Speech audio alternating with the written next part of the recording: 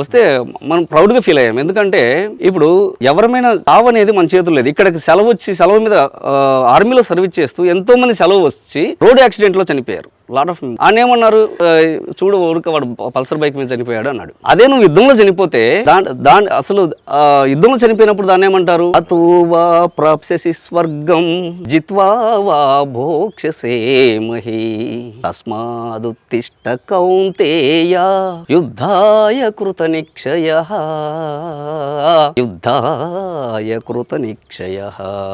యుద్ధమును మరణించినచో వీర స్వర్గము పొందెదవు, జయించినచో రాజ్యమును భోగింతువు. కావున అర్జున యుద్ధమునకు కృతనిక్షేడు వేయలేము అని చెప్పేసి మన భగవద్గీతలో చెప్పారనమాట. మన సనాతన ధర్మం అసలు అదేం చనిపోరు, వీరుడు ఎప్పుడు చనిపోడు, ఆత్మకు చావులేదు. నైనం చిందంతి శస్త్రాణి నైనం దహతి పావకః నచైనం క్లేదయంత్యాపో నశోచయతి మారుతః నశోచయతి మారుతః.